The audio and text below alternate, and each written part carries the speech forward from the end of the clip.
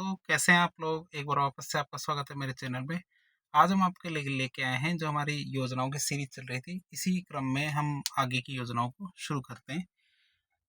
और यदि आपको ये योजनाएँ जो हमारी पसंद आ रही है, तो वीडियो में कमेंट के माध्यम से ज़रूर बताएँ, ताकि हमें पता चले कि हमें योजनाओं को शुरू करना है, आगे बढ़ाना है या नहीं। तो शुरू करते हैं योजनाओं को। आज की हमारी पहली योजना रहेगी स्वामित्व योजना।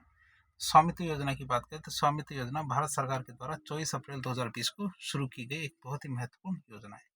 कब शुरू की गई? 24 अप्रैल 2020 को शुरू की गई एक बहुत ही महत्वपूर्ण योजना है। इस योजना का उद्देश्य ग्रामीण क्षेत्र में जो भूमि की पैमाइश है, क्या भूमि को पैमाइश की जाती है, नापना, संपत्ति के अधिकार है उनका, और सत्यापन कि वास्तव में जमीन किसके नाम है, कि कौन उस पर खेती कर रहा है। इन सब चीज़ों को ग्रामीणों को उनकी संपत्ति का कानूनी दस्तावेज देना।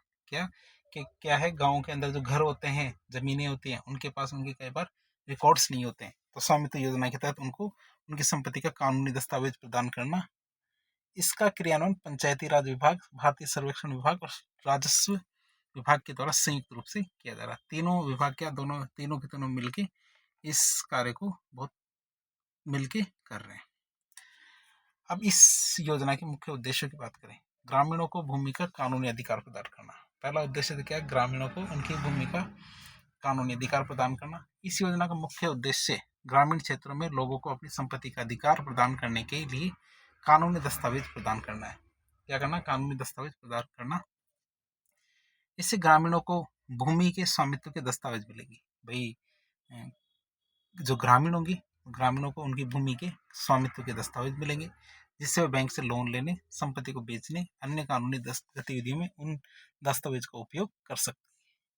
फिर बात करें भूमि का डिजिटल रिकॉर्ड तैयार करना। कई बार क्या होता है कि कई बार कौन सी भूमि किसके नाम है पता ही नहीं चल पाता।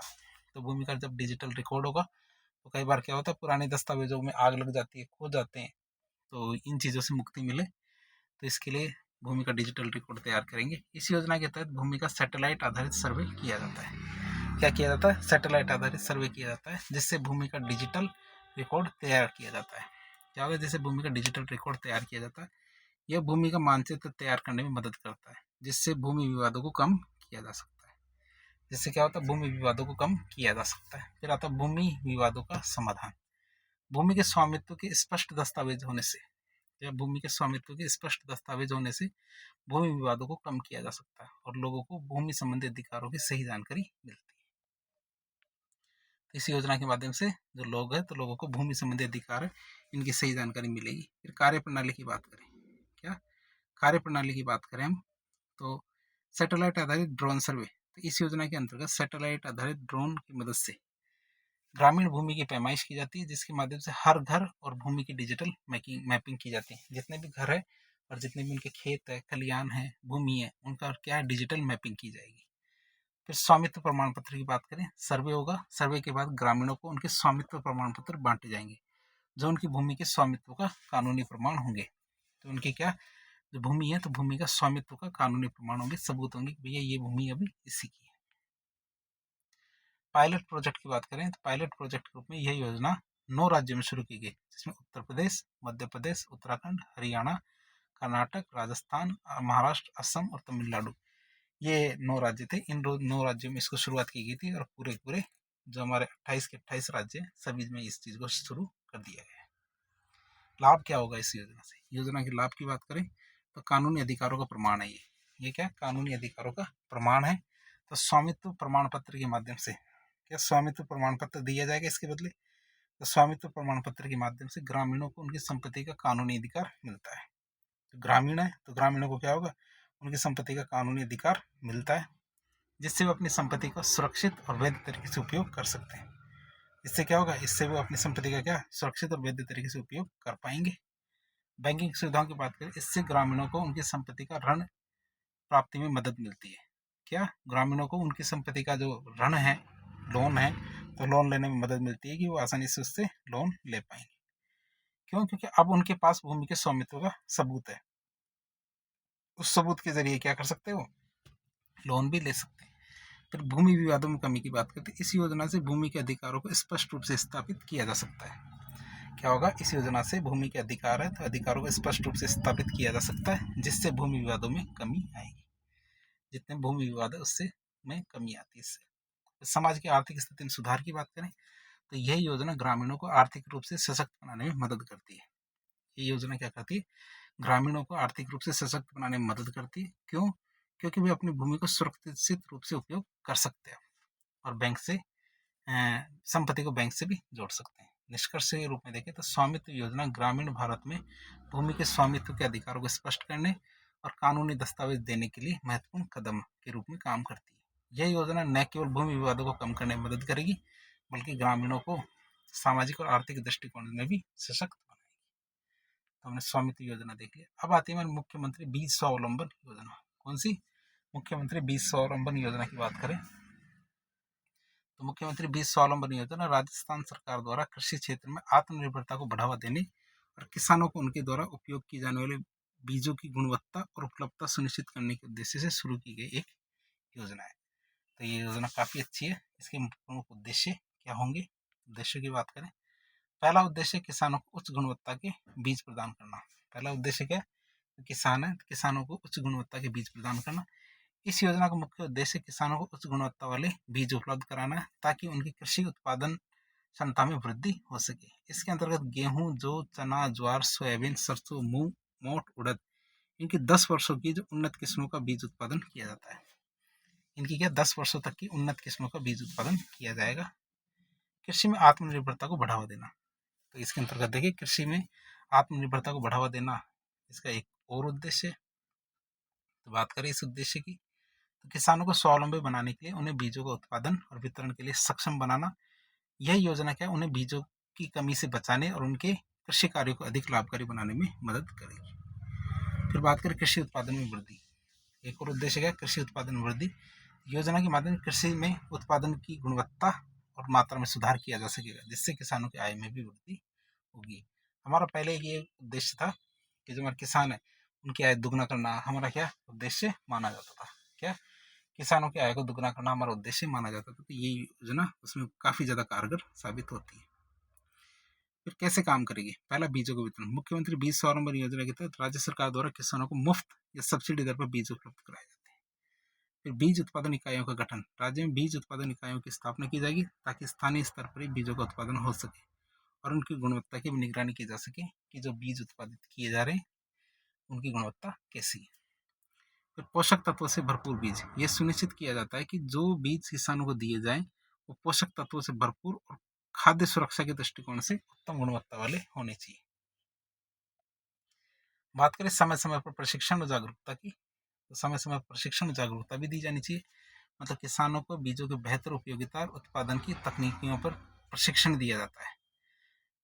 किसानों को बीजों की बेहतर उपयोगिता और उत्पादन की तकनीकियों पर बेहतर प्रशिक्षण दिया जाता है, ताकि वे अपने कृषि कार्य को और अधिक प्रभावी बना सके। अब इस योजना के क्या फायदे होंगे? पहला फायदा तो यह आता है कृषि उत्पादन में सुधार होगा। इससे क्या होगा, कृषि उत्पादन में सुधार होगा। यह योजना किसानों के उत्पादन स्तर को बढ़ाने में मदद करेगी, क्योंकि गुणवत्ता वाले बीज कृषि में महत्वपूर्ण भूमिका निभाते हैं। कम लागत में बीज प्राप्ति, तो किसान अब बेहतर गुणवत्ता के बीज कम लागत में प्राप्त कर सकते हैं, जिससे उनकी खेती की लागत कम होगी और लाभ में इससे वृद्धि होगी। आत्मनिर्भरता। इस योजना से किसानों को बीजों के मामले में आत्मनिर्भरता प्राप्त होगी। क्यों? क्योंकि उन्हें अब क्या बाहरी स्रोतों से बीज खरीदने की जरूरत बिल्कुल भी नहीं। तो कृषि की स्थिरता। यह योजना कृषि के लिए एक स्थिर उपजाऊ वातावरण बनाने में मदद करेगी, जो दीर्घकालिक विकास के लिए जरूरी है। जो क्या दीर्घकालिक विकास के लिए बहुत ज़्यादा जरूरी है। तो ये योजना ये कार्य करेगी। निष्कर्ष के रूप में देखें तो मुख्यमंत्री बीज स्वावलंबन योजना राजस्थान के जो किसान है, मुख्यमंत्री बीज स्वावलंबन योजना राजस्थान के किसानों को आत्मनिर्भर बनाने, उनकी कृषि उत्पादन क्षमता को बढ़ाने के लिए एक महत्वपूर्ण कदम है। यह योजना किसानों को उच्च गुणवत्ता वाले बीज प्रदान करके उनकी खेती को और अधिक लाभकारी और स्थिर बनाने में मदद करती है। तो हमने ये देख ली। अगली योजना आती है हमारी एक योजना, गोवर्धन जैविक उर्वरक योजना। क्या गोवर्धन जैविक उर्वरक योजना? ये योजना है काफ़ी अच्छी है, इसके बारे में देखते हैं। गोवर्धन जैविक उर्वरक योजना राजस्थान सरकार के द्वारा शुरू की गई एक पहल है, जिसका उद्देश्य क्या किसानों को जैविक उर्वरकों के उपयोग के लिए प्रेरित करना है। किसानों को क्या करना है, जैविक उर्वरकों के उपयोग के लिए प्रेरित करना और रासायनिक उर्वरकों के अत्यधिक उपयोग को कम करना है। क्या करना, रासायनिक उर्वरक होते हैं उनके अत्यधिक उपयोग को कम करना। यह योजना किसानों को कृषि के लिए जैविक उर्वरकों का उत्पादन, प्रसंस्करण और वितरण करने में सहायता प्रदान करती है, जिससे पर्यावरण की सुरक्षा, स्वास्थ्य, खाद्य उत्पादन को बढ़ावा मिलता है। जिससे क्या होता है, पर्यावरण की सुरक्षा, स्वस्थ खाद्य उत्पादन को बढ़ावा मिलता है। अब इस योजना के प्रमुख उद्देश्यों की बात करें, क्या उद्देश्य है इसके। तो पहला उद्देश्य आता है जैविक उर्वरकों का प्रोत्साहन। यह योजना किसानों को जैविक उर्वरकों के उपयोग को बढ़ावा देने के लिए प्रेरित करती है, ताकि कृषि उत्पादों की गुणवत्ता में सुधार हो और रासायनिक उर्वरकों पर निर्भरता कम हो सके। तो ये क्या करती है, जैविक उर्वरकों का प्रोत्साहन देती है। बात करें आगे, कृषि में पर्यावरणीय संतुलन बनाए रखना दूसरा उद्देश्य इसका है। तो कृषि में पर्यावरणीय संतुलन बनाए रखना उद्देश्य की बात करें तो रासायनिक उर्वरकों के अत्यधिक उपयोग से तो भूमि की उर्वरा शक्ति में गिरावट आती है। क्या होता है, रासायनिक उर्वरकों का जब अधिक उपयोग किया जाता था तो भूमि की जो उर्वरा शक्ति है उसमें गिरावट आती है और पर्यावरणीय संकट उत्पन्न होता है।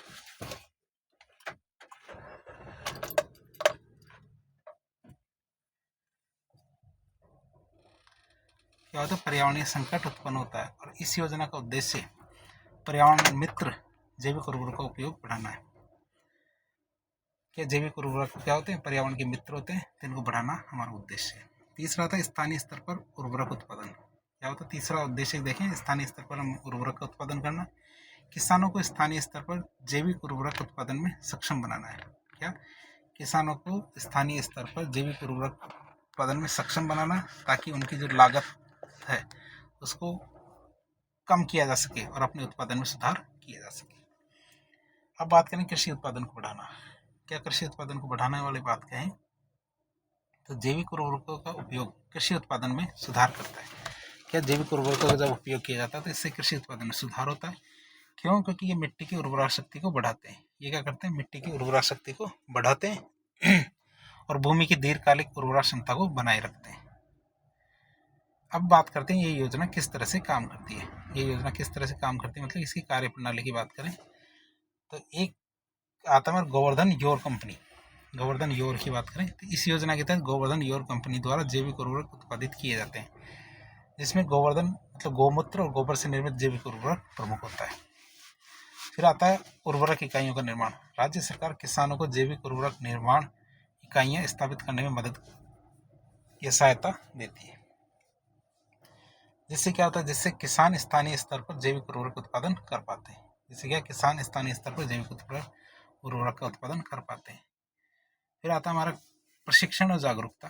किसानों को जैविक उर्वरकों के फायदे और उनसे सही उपयोग के बारे में प्रशिक्षण और जागरूकता अभियान चलाए जाते हैं। तो उर्वरक तो बन गया। अब सप्लाई चेन का विस्तार की बात करें तो जैविक उर्वरकों का वितरण सरकारी उपक्रमों, कृषि सेवा केंद्रों, सहकारी समितियों के माध्यम से किया जाता है, ताकि उर्वरकों की उपलब्धता बढ़ाई जा सके। ताकि क्या किया जा सके, उर्वरकों की उपलब्धता बढ़ाई जा सके।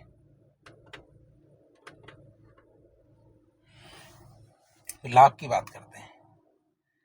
लाभ की बात करें तो भूमि की उर्वरा शक्ति में सुधार। जैविक उर्वरक शक्ति के उत्पादन को क्या, जैविक उर्वरक मिट्टी के स्वास्थ्य को बढ़ाते हैं, जिससे भूमि की उर्वरा शक्ति में सुधार होता है और कृषि उत्पादकता बढ़ती है। इसके लाभ की बात करें तो पहला लाभ तो क्या है कि जैविक उर्वरक क्या मिट्टी के स्वास्थ्य को बढ़ाते हैं, जिससे भूमि की उर्वरा शक्ति में सुधार होता है और कृषि उत्पादकता बढ़ती है। फिर स्वस्थ कृषि उत्पादन की बात करें तो रासायनिक उर्वरकों के मुकाबले जैविक उर्वरक स्वस्थ और पोषक तत्वों से भरपूर कृषि उत्पादन प्रदान करते हैं, जो मानव स्वास्थ्य के लिए बहुत ज़्यादा लाभकारी होते हैं। पर्यावरण सुरक्षा की बात करें तो जैविक उर्वरक उपयोग से जल, वायु और मृदा प्रदूषण में कमी आती है। यदि व्यक्ति क्या जैविक उर्वरक का उपयोग करता है तो जैविक उर्वरक के उपयोग से जल, वायु और मृदा प्रदूषण में कमी आती है और पर्यावरण संतुलन बना रहता है। फिर कृषकों की आय में वृद्धि की बात करें तो जैविक उर्वरक के उपयोग से फसल की गुणवत्ता में सुधार होता है, जिससे किसानों को बेहतर मूल्य मिलता है। क्या, जैविक उर्वरक के उपयोग से क्या फसल की गुणवत्ता में सुधार होता है, जिससे कि किसानों को बेहतर मूल्य मिल पाता है, उनकी आय में भी वृद्धि हो पाती है। इससे क्या, इसके अंतर्गत प्रत्येक ब्लॉक में या हर ब्लॉक में 50 किसानों को 10,000 रुपये तक की वित्तीय सहायता मिल पाती है। क्या, हर ब्लॉक में क्या होता है, 10,000 रुपये तक की वित्तीय सहायता आसानी से मिल पाती है। फिर बात करें सस्टेनेबल कृषि या सस्टेनेबल एग्रीकल्चर की, तो यह योजना क्या करती है, ये योजना स्थायी कृषि पद्धतियों को बढ़ावा देती है जो आने वाली पीढ़ियों के लिए कृषि को स्थिर और लाभकारी बना के रखते हैं। सस्टेनेबल एग्रीकल्चर की बात करें तो ये योजना स्थायी कृषि पद्धतियों को बढ़ावा देती है जो आने वाली पीढ़ियों के लिए कृषि को स्थिर और लाभकारी बना के रखते हैं। निष्कर्ष के रूप में देखें तो गोवर्धन जैविक उर्वरक योजना किसानों को जैविक उर्वरक के इस्तेमाल को बढ़ावा देने, उनकी कृषि क्षमता में सुधार करने के लिए एक बहुत ही महत्वपूर्ण कदम के रूप में काम करती है। यह योजना न केवल किसानों की आय में वृद्धि करने में मदद करती है बल्कि यह पर्यावरण की सुरक्षा और स्वस्थ खाद्य उत्पादन के लिए भी फायदेमंद है। फिर एक योजना आती है नमो ड्रोन दीदी योजना। क्या नमो ड्रोन दीदी योजना की बात करें तो इस योजना में क्या है, नमो ड्रोन दीदी योजना भारत सरकार के द्वारा महिला सशक्तिकरण और कृषि क्षेत्र में तकनीक के उपयोग को बढ़ावा देने के लिए शुरू की गई एक योजना है। इस योजना के तहत 1,000 महिला स्वयं सहायता समूह को ड्रोन तकनीक से परिचित कराया जाएगा।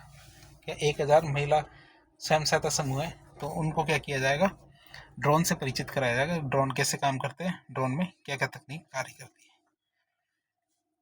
और उन्हें कृषि कार्यों में ड्रोन का उपयोग करने के लिए प्रशिक्षित किया जाएगा। कृषि कार्यों में वो ड्रोन को कैसे कैसे काम में ले सकते हैं। अब बात करें योजना की तो योजना के मुख्य उद्देश्य क्या है। पहला था महिला सशक्तिकरण।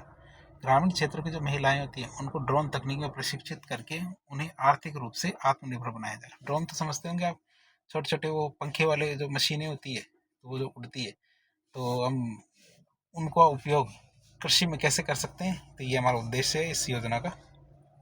ग्रामीण क्षेत्र की जो महिलाएं होती हैं इनको ड्रोन तकनीक में प्रशिक्षित करके उन्हें आर्थिक रूप से आत्मनिर्भर बनाना। महिला स्वयं सहायता समूह को ड्रोन संचालित करने, उन्हें आय अर्जित करने का अवसर देना है। फिर कृषि में तकनीक का उपयोग, या कृषि में तकनीक का उपयोग की बात करें तो ड्रोन के माध्यम से, क्या ड्रोन के माध्यम से खेतों में खाद, बीज, कीटनाशकों का छिड़काव करना जिससे खेतों की उत्पादकता और गुणवत्ता में सुधार हो सके। सटीक कृषि मतलब प्रिसिशन फार्मिंग को बढ़ावा देना जिससे किसानों को कम लागत में अधिक उत्पादन मिल सके। तो ये हमारे कुछ उद्देश्य कृषि में सुधार करने की। तो पर्यावरण और स्वास्थ्य लाभ की बात करें, ड्रोन का उपयोग करने से क्या होता है, क्या ड्रोन का उपयोग करने से रासायनिक कीटनाशकों का प्रभावी छिड़काव किया जा सकेगा जिससे मजदूरों के स्वास्थ्य पर प्रभाव कम से कम पड़ेगा। क्यों, क्योंकि जो ड्रोन होते हैं वो क्या करते हैं, कीटनाशकों का आसानी से छिड़काव कर पाते हैं। जल और मिट्टी प्रदूषण को कम करने में मदद मिलेगी। क्या होता है, जल और मिट्टी का प्रदूषण मतलब मृदा प्रदूषण, उसको कम करने में इससे मदद मिलेगी। तो बात करें आजीविका के नए अवसर, यह योजना ग्रामीण महिलाओं को ड्रोन ऑपरेटर, ड्रोन रखरखाव तकनीशियन जैसे नए रोजगार के अवसर देगी। महिला एसएचजी किसानों को ड्रोन सेवाएं देकर अपनी आय में वृद्धि कर सकेगी। कि महिला एसएचजी के किसानों को ड्रोन सेवाएं देकर क्या अपनी आय में वृद्धि कर पाएगी। योजना की कार्यप्रणाली की बात करें तो महिला स्वयं सहायता समूह का चयन किया जाएगा। कैसे कि सबसे पहले क्या करें, महिला स्वयं सहायता समूह का चयन किया जाएगा। इस योजना के तहत चयनित महिला स्वयं सहायता समूह को सरकार के द्वारा ड्रोन दी जाएगी। प्राथमिकता उन एसएचजी को दी जाएगी जो पहले से कृषि से जुड़ी हुई है, उन एसएचजी को प्राथमिकता दी जाएगी ड्रोन देने के लिए। फिर प्रशिक्षण और तकनीकी सहायता, महिलाओं को ड्रोन संचालन, मरम्मत, रखरखाव और कृषि उपयोग में प्रशिक्षित किया जाएगा कि उनका खेती में किस तरह से उपयोग कर सकते हैं, इसके लिए उनको प्रॉपर ट्रेनिंग मिलेगी। कृषि मंत्रालय और अन्य तकनीकी संस्थानों की सहायता से यह प्रशिक्षण प्रदान किया जाता है। फिर बात करेंगे वित्तीय सहायता की। वित्तीय सहायता की बात करें तो सरकार द्वारा सब्सिडी और सस्ते ऋण के माध्यम से, क्या सरकार के द्वारा सब्सिडी और सस्ते ऋण के माध्यम से महिलाओं को ड्रोन खरीदने और उनका उपयोग करने में सहायता दी जाएगी। नाबार्ड और अन्य सरकारी संस्थान भी इस योजना को समर्थन देंगे। क्या नाबार्ड और दूसरे सरकारी संस्थान है वो भी ये योजना है उसमें सहायता करेंगे। अब बात करें ड्रोन का उपयोग, तो ड्रोन का उपयोग कैसे होगा, तो इन ड्रोन का उपयोग फसलों की निगरानी, उर्वरक और कीटनाशक जो छिड़काव है, खेतों के सर्वेक्षण, इनके लिए किया जाएगा। तो ड्रोन है, तो ड्रोन का उपयोग क्या है, फसल की निगरानी करने, उर्वरक, कीटनाशक छिड़काव, खेतों के सर्वेक्षण, इनके लिए किया जाएगा। आगे बात करें इससे क्या कृषि कार्य की उत्पादकता बढ़ेगी और इसकी लागत कम आएगी। क्या होगा? इससे कृषि कार्य की उत्पादकता बढ़ेगी और इसकी लागत कम आएगी। बात करें योजना के लाभ की, तो ग्रामीण महिलाओं को रोजगार के अवसर मिलेंगे। क्या होगा? ग्रामीण महिलाओं को रोजगार के अवसर मिलेंगे। इससे कृषि कार्य की दक्षता बढ़ेगी और लागत कम आएगी। क्या? कृषि कार्य की दक्षता बढ़ेगी और इससे लागत कम आएगी। ड्रोन से सटीक छिड़काव होने से फसलों की उत्पादकता में वृद्धि होगी। क्या? ड्रोन से सटीक छिड़काव आएगा और इससे क्या होगी? फसलों की उत्पादकता में वृद्धि होगी। रासायनिक छिड़काव होने के कारण होने वाले जो स्वास्थ्य खतरे हैं इसमें कमी आएगी। क्यों? क्योंकि ड्रोन कभी बीमार नहीं हो सकता, तो इससे ये जो खतरे हैं ये भी दूर होंगे। निष्कर्ष के रूप में देखें तो नमो ड्रोन दीदी योजनाएं महिला सशक्तिकरण, कृषि क्षेत्र में आधुनिक तकनीक के उपयोग को बढ़ावा देने का एक बड़ा कदम है, जिससे न केवल ग्रामीण महिलाओं को नई आजीविका मिलेगी बल्कि किसानों की उत्पादकता में भी सुधार होगा। ये योजना तकनीक आधारित कृषि क्रांति की दिशा में एक प्रभावी कदम साबित होगी।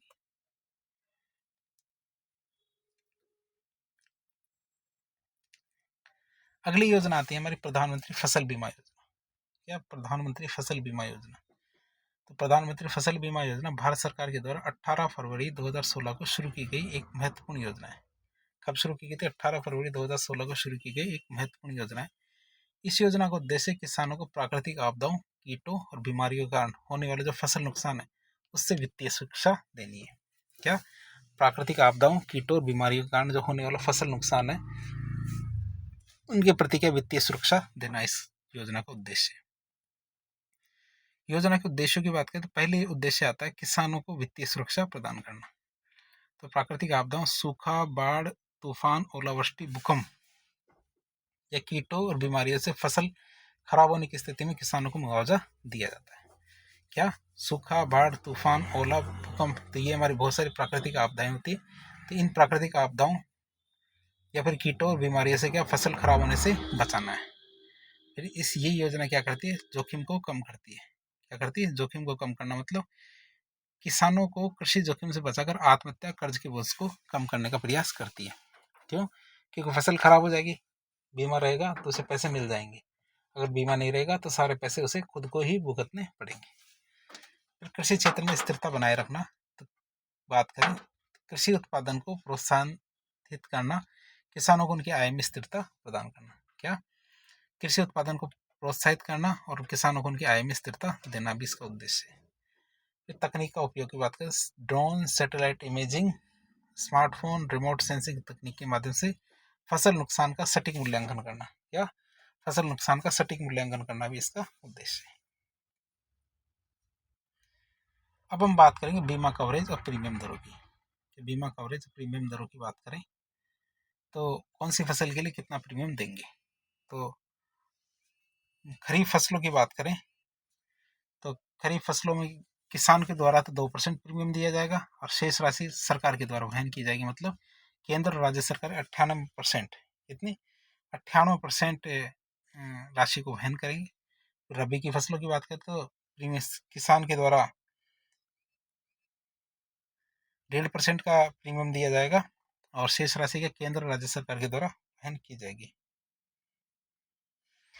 और व्यावसायिक और बागवानी फसलों की बात करें तो 5% किसान के द्वारा प्रीमियम दे होगा और शेष राशि हमारे केंद्र और राज्य सरकार के द्वारा, मतलब 95% राशि जो हमारी केंद्र और राज्य सरकार है उनके द्वारा प्रीमियम को वहन किया जाएगा। तो देख सकते हैं किसान के द्वारा खरीफ फसलों के लिए 2%, रबी की फसलों के लिए 1.5% और व्यावसायिक और बागवानी फसलों के लिए 5% प्रीमियम का भुगतान किया जाता है। किसानों को केवल नाम मात्र का प्रीमियम देना होता है, शेष राशि केंद्र और राज्य सरकार के द्वारा ही वहन की जाती है। अधिकतम बीमा राशि फसल की लागत और संभावित उपज पर आधारित होती है। या अधिकतम बीमा राशि क्या होती है? फसल की लागत और जो संभावित उपज है उस पर आधारित होती है। बात करें बीमा कवर किन स्थितियों में मिलेगा। पहले तो प्री हार्वेस्ट लॉस हो, मतलब पूर्व बीमित जोखिम, मतलब सूखा, बाढ़, चक्रवात, ओलावृष्टि, भूस्खलन, जल भराव, प्राकृतिक आग, बादल फटना, इस तरह की कोई दिक्कत आती है तो बीमा कवर मिलेगा, मतलब पैसा मिलेगा। कटाई हो गई फसल की, खेत में पड़ी है, मतलब पोस्ट हार्वेस्ट लॉस की बात करें तो कटाई के बाद नुकसान 14 दिन तक फसल का बीमा कवर उपलब्ध रहेगा। यदि कटाई के बाद बारिश, चक्रवात, तूफान आदि के कारण नुकसान होता है, लेकिन केवल 14 दिन का ही होगा कटाई के बाद। फिर स्थानीय आपदाओं से नुकसान, ओलावृष्टि, जल भराव, भूस्खलन, बादल फटना आदि के कारण होने वाला आंशिक फसल नुकसान भी बीमा कवर मिलता है। यदि इनके कारण भी यदि कोई लॉस होता है तो उनकी वजह से भी क्या जो बीमा कवर मिल जाएगा। अब बात करें हम तो इस योजना से फायदा कैसे ले सकते हैं। प्रधानमंत्री फसल बीमा योजना का लाभ कैसे लें। पात्रता की बात करें तो योजना का लाभ छोटे, सीमांत, भूमिहीन, किराएदार सभी प्रकार के किसान उठा सकते हैं। कि योजनाएं तो योजना का लाभ कौन कौन ले सकते हैं। छोटे, सीमांत, भूमिहीन, किराएदार सभी प्रकार के किसान उठा सकते हैं।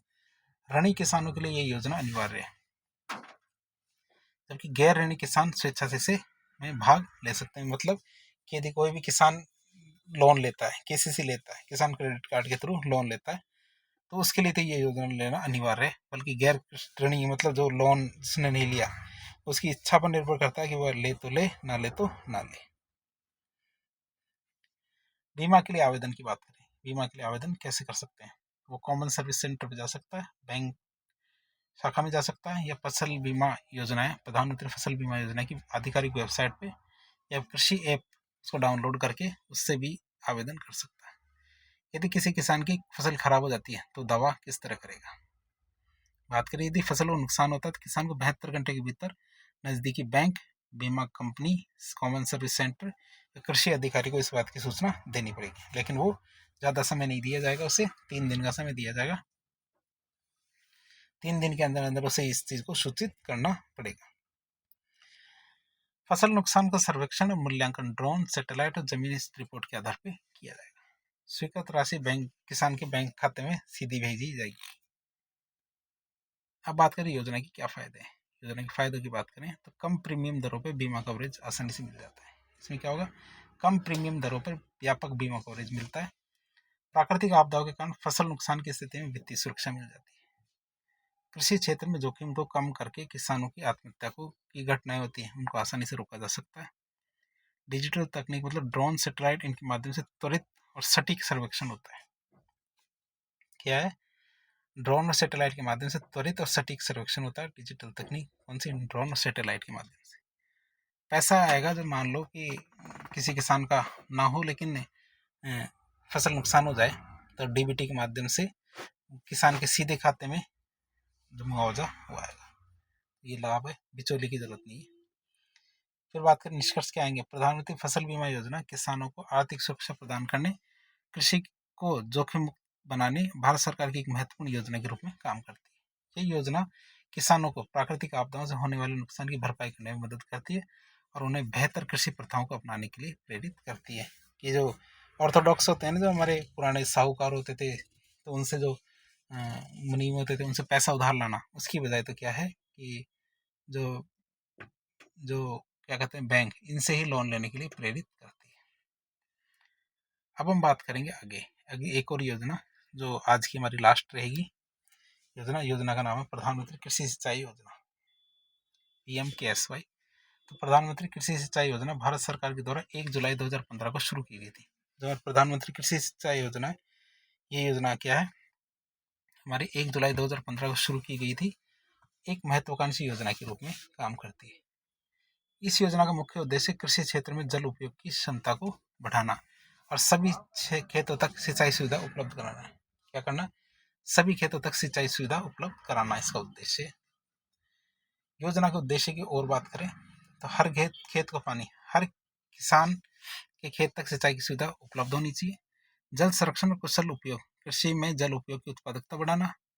सिंचाई प्रणाली का आधुनिकीकरण, टपक सिंचाई मतलब ड्रिप इरिगेशन और फव्वारा सिंचाई, स्प्रिंकलर इरिगेशन को बढ़ावा देना। जल स्रोत का समुचित प्रबंधन, जल संचयन और वर्षा जल संग्रहण को प्रोत्साहित करना। माइक्रो इरिगेशन को बढ़ावा देना मतलब कम पानी में अधिक उत्पादन के लिए आधुनिक सिंचाई तकनीकों को अपनाना। ये इस योजना के उद्देश्य है। बात करें प्रधानमंत्री कृषि सिंचाई योजना के घटकों की, तो इसके कौन कौन से घटक है। पहला घटक आता है AIBP मतलब त्वरित सिंचाई लाभ कार्यक्रम, एक्सेलरेटेड इरिगेशन बेनिफिट प्रोग्राम। तो लंबित जो सिंचाई परियोजना है उनको शीघ्र पूरा किया जाए। मतलब सिंचाई परियोजना शुरू तो कर दी गई लेकिन वो अभी तक पूरी नहीं हुई, उसको पहले उसको पूरा करो, नई नई योजनाओं को शुरू करने के बजाय। बड़े और मध्यम सिंचाई परियोजनाओं को वित्तीय सहायता प्रदान करना। दूसरा घटक है इसका, हर खेत को पानी, किसान के लिए जल स्रोत उपलब्ध कराना, भूजल विकास और जल संरक्षण योजनाओं को बढ़ावा देना।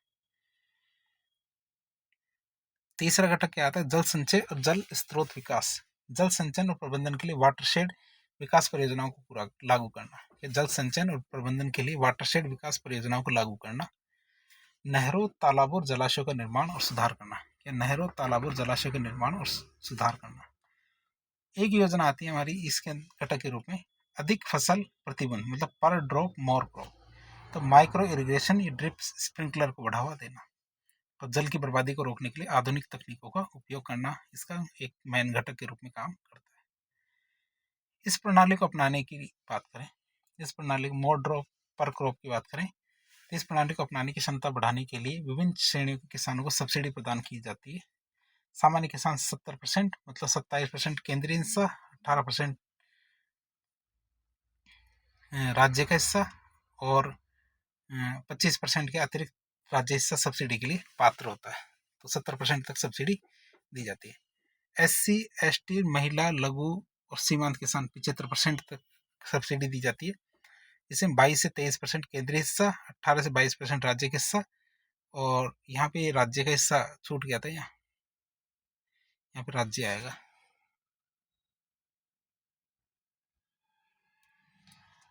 तो और 20 से 30% अतिरिक्त राज्य हिस्सा भी दिया जाता है, सब्सिडी के लिए दिया जाता है। फिर योजना के लिए बजट और सहायता की बात करें, केंद्र सरकार और राज्य सरकार इस योजना को 40 और 60 इसके अनुपात में वित्त पोषण करती है। केंद्र सरकार तो 60 और राज्य सरकार 40 के अनुपात में वित्त पोषित करती है। उत्तरी पूर्वी राज्यों और हिमालयी राज्यों के लिए 90-10 का अनुपात निर्धारित किया जाता है। माइक्रो इरिगेशन अपनाने वाले जो किसान हैं इनको 55 से 70% तक की सब्सिडी दी जाती है। अब इस योजना के फायदे क्या होंगे? सिंचाई व्यवस्था में सुधार और किसानों की आय में वृद्धि होगी। जल संरक्षण और भू जल पुनर्भरण, ग्राउंड वाटर रिचार्ज को बढ़ावा मिलेगा। माइक्रो इरिगेशन के उपयोग से पानी की बचत और अधिक उपज होती है। कृषि उत्पादन में वृद्धि और सूखा प्रभावित क्षेत्रों में राहत होती है। जल प्रबंधन की आधुनिक तकनीकों को बढ़ावा मिलता है इससे। बात करें आवेदन कैसे करें, योजना में कोई व्यक्ति कैसे आवेदन कर सकता है? किसान कॉमन सर्विस सेंटर, राज्य कृषि विभाग की वेबसाइट, प्रधानमंत्री कृषि सिंचाई योजना की आधिकारिक वेबसाइट पर भी जा सकता है और वहां जाके अपने आप को इसके अंदर रजिस्टर कर सकता है। माइक्रो इरिगेशन के लिए किसान कृषि विभाग की जो सब्सिडी का लाभ उठा सकते हैं, जो सब्सिडियां दी जाती है उसका लाभ ले सकते हैं। बैंक, नाबार्ड इनके माध्यम से ऋण और वित्तीय सहायता उपलब्ध कराई जाती है। निष्कर्ष के रूप में देखें तो प्रधानमंत्री कृषि सिंचाई योजना भारत में सिंचाई के विस्तार, जल प्रबंधन, कृषि उत्पादकता को बढ़ाने की दिशा में एक महत्वपूर्ण कदम है। यह योजना जल संरक्षण, जल उपयोग दक्षता और किसानों की आय में वृद्धि में बहुत महत्वपूर्ण योगदान देती है। तो आज भी हमने एक पार्ट और कंप्लीट कर लिया योजना वाला। यदि आपको हमारी ये सीरीज पसंद आ रही है तो वीडियो के कमेंट बॉक्स में इस चीज़ को बताएं ताकि हम इस तरह की जो योजना है उसको कंटिन्यू कर सकें, और ताकि हमें हमारी जो क्या, क्योंकि आपका भी समय इम्पोर्टेंट है और मेरा भी समय इम्पोर्टेंट है। यदि आपको ये चीज़ पसंद आ रही है तो आप हमें ज़रूर बताएं ताकि हम इसको आगे बढ़ाना है या नहीं बढ़ाना इस चीज़ का निर्णय ले सकें। तो वीडियो पसंद आए तो वीडियो को लाइक करें, चैनल को सब्सक्राइब करें, अपने दोस्तों के साथ शेयर करें। धन्यवाद।